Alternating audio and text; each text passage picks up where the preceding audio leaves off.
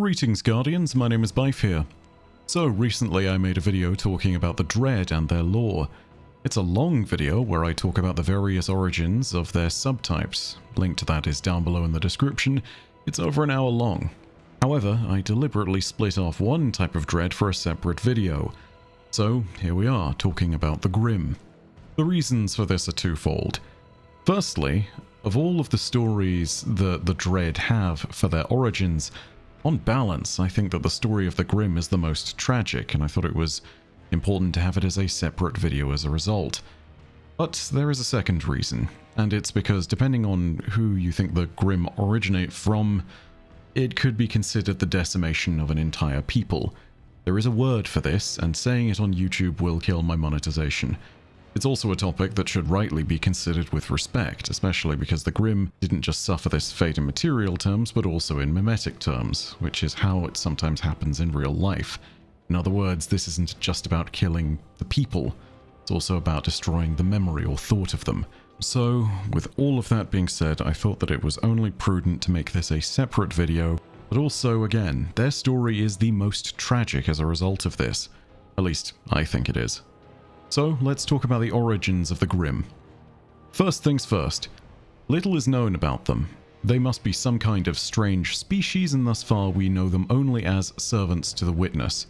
In fact, I think this is the only commentary on the nature of the Grimm that is given at all in the entirety of Destiny. It's given to us by the Ghost in the beginning of the Final Shape campaign. Take a listen to this.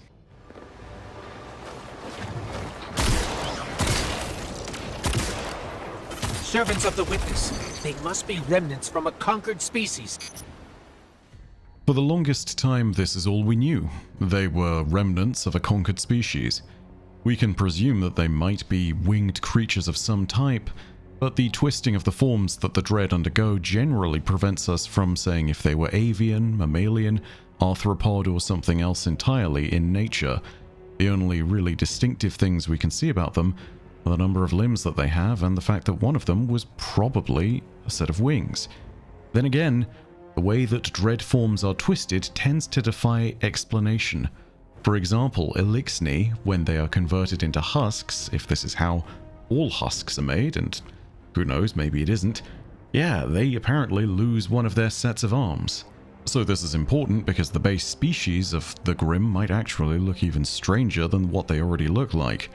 And I think it's also worth remembering, further than that, that that species is supposedly drawn from and inspired by a memory that the Witness once held.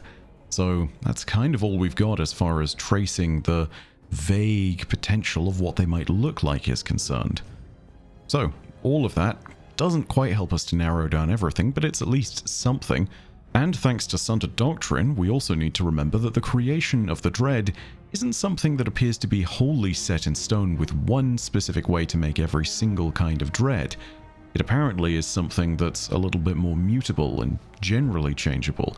And we know that, again, thanks to the lore of Sundered Doctrine. Speaking of which, what we know about the Grimm generally comes from the Flayn armor, which tells us about the stories of the origins for the various Dread combatants. In the case of the Grimm, though, we see a tragedy that isn't just personal, it's societal. It's worth remembering how all of this happens in the first place, too. The Dread, generally, are made up of memories, and of light. The memories make up the darkness portion of the Dread, and they come from the Witness. Those memories may come from those within the bounds of the Witness that have accepted the Final Shape, or which it remembers, or which perhaps were assimilated into the Final Shape. The Grimm within the lore we're going to read appear to originate from a species that was assimilated, and which was then cast out into a Whisper of Dissent. This might make reference to one of them being contained within a Dissenter statue, and I think this is actually what it means, but we know that this is a practice maintained by the Witness for those that did not fully agree with its vision of the Final Shape. This also creates a little ambiguity, as the wording leaves room for the Dread to originate from the Witness's own species, or from something else. I'll leave that one up to you to decide, but I don't think I'm quite sold on either completely. I do think that the other species possibility is more distinctly possible, though. Whatever the people of this civilization were, though, they've already suffered one death, as a whole at the hands of the witness, a death in material terms. Their bodies have been destroyed and their civilization has been put to the torch. But the Grimm suffered this horrific fate not just in body but also in soul, not just the death of their entire people, but also the destruction of all memory and idea of them. Combine this with the lore that we learned about the Scion attendants, and there's a really scary implication for those that accepted the witness's bargain, which is that the final shape itself might just be a lie, and that if the witness wished, it could end that finality on a whim. The lore of the Grimm can be seen in the Talons of the Flame from Sundered Doctrine. It reads as follows. Let your mind be split into the many facets of thought it so craves to embody. Resonant memory lines the material of this armor. Imprinted within the folds of forged protection lies the flayed origins of the dread. The voice pierces a scar of darkness within the pale heart. Oppressive light squeezes at the borders like antibodies. It is one of many such places carved from the traveler, where its essence has been bent to the witness's words. Here, a word of dissent fractured from the witness, one like it in form and lineage, and here it remains, held prisoner to that which it once belonged. What do you hope to accomplish alone, tiny wisp of smoke? Unveil your deceitful promises. The fractured whisper of dissent weaves between the witness's words. And I am not alone. The witness narrows its voice, compressing all sound into a thin edge. You fracture from our purpose. This shape no longer suits you. The whisper turns to a hiss. You cannot keep us in darkness. We shall see, the witness responds.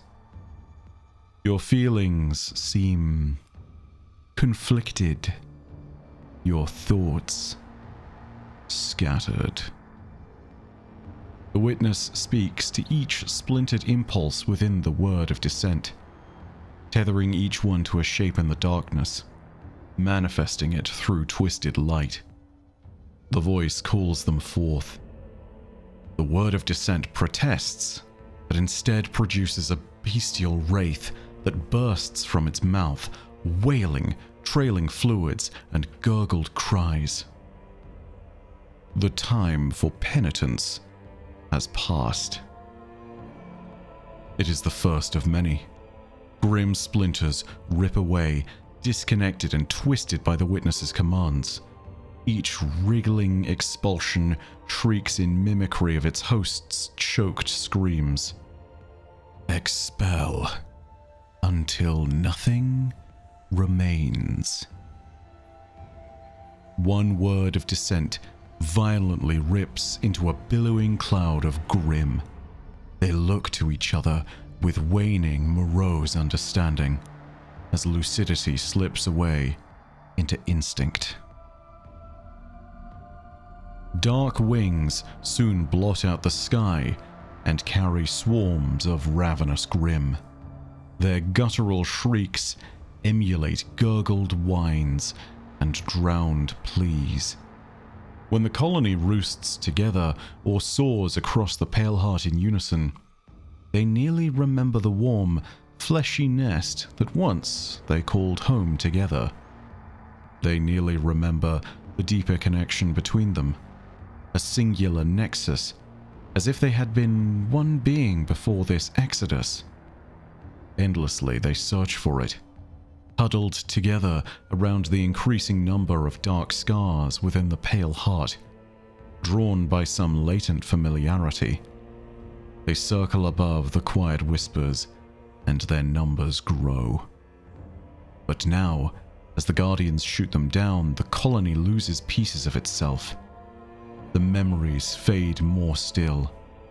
colonies mix, and latent familiarity recedes into instinct and habit. Recognition of the former erodes and gives way to oblivion.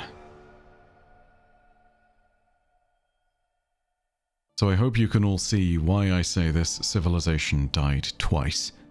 The Grimm were dissenters that stood against the Witness, that much we know for certain.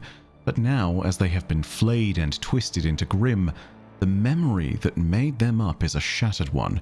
A collective consciousness within them understands that there was once a deeper connection between them all, but the moment they separated from one collective into a swarm of individuals, they lost their sense of memory, which then turned into instinct. This is the second death, the societal death of whatever the Grimm once were. It is not suffered in material terms, but in mimetic ones. It is their memory. It is their soul, their thoughts that is now destroyed. The tragedy of the Grimm is a twofold thing. Firstly, they remember only vague recollections of their old selves whenever they flock together. They understand that they were once something greater, but they can never truly repair the damage done by their sundering. They will forever be looking through a translucent piece of glass, wishing that it was transparent instead. And secondly, and worst of all, the Witness is to blame, but we are the ones who have started to make this loss permanent, and to make the damage irreparable. Because with every Grimm that dies, a facet of the memory that they used to contain is lost to oblivion. In our process of defending the lost city, protecting the pale heart of the traveler, and destroying the dread, we're killing them. We are driving them as a result further and further into their doomed existence with every one that falls, and we've all probably killed a lot of Grimm. There are a few bits of information that we can gather from this lore tab. For one, the Grimm are described as being one like the Witness in form and lineage. Granted, this might be more of a description of the Whisper of Dissent, the statue that is found within the Pale Heart, which could be the form of all dissenters regardless of what species they originally were. However, the description of them being like the Witness in lineage sets up an interesting further number of ideas. And then the word penitence comes up. For those that don't know, the word penitent is a reference to an old faction of the precursor species that created the Witness. The members of the Penitent were the last survivors of a great civil war that took place on their home planet, which then again would create the Witness, but not with unanimous enthusiasm. We know, thanks to the Collector's Edition lore, that at least one amongst their number secretly held doubts about the path that they were taking as a civilization by creating the Witness, and it's possible they weren't the only one. But of course, that's inferring a lot from a little bit of lore. The whole of that assumption could be broken down simply because it's based on the word penitent and the description of something that might actually just be referring to a statue as opposed to the people within it. If the Grimm were formed from a memory of something in the final shape, and if those things were in fact not the precursors, it might make sense for them to be a different species, especially when you consider what is said later. In particular, one must note what is said about the memories held by the individual Grimm, which honestly sound nothing like the precursors. For starters, the lore describes how in their moments when they're huddled together, they almost remember the fleshy nest that once they called home together. This almost certainly can't be the precursor species, because thanks to the memories of the Witness, we have seen their homes and structures. They get recreated through the combination of memory and light in the liminality strike, and fleshy nests these places are not. They're small dwellings that look like individual structured homes that we might understand as similar to our own here on Earth today, made from synthetic materials and not organic ones.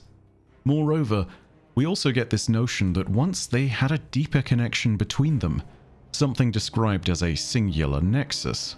This implies that the species was possibly more of a eusocial one, or at least one where their consciousnesses were connected together intimately enough that they had an overarching shared memory to draw upon. And this definitely does not seem to level with what we know about the precursors. As for what their species was based on that information, well, there are a few possible contenders that this reminds me of. Chief amongst them are the Ecumene and the Noesis.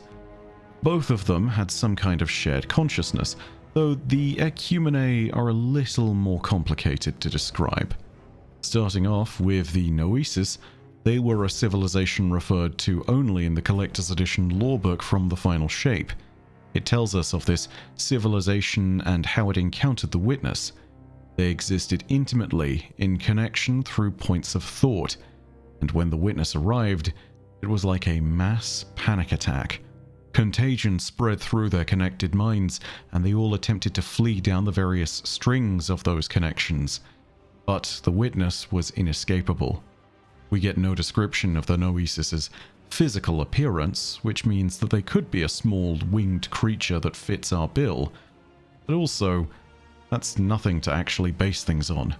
They could just as equally be something that is physically different. They might not necessarily even have a physical form at all, because that is indeed a thing that can happen in Destiny. Take a look at the Arcborn. The Ecumene are a weird one, and I say that predominantly because their shared consciousness was achieved through an understanding of and an interface with the darkness itself. This is hinted to in the lorebooks discovered within the Root of Nightmares raid, where one passage recalls the nature of the Ecumene and how they shared their consciousness using darkness.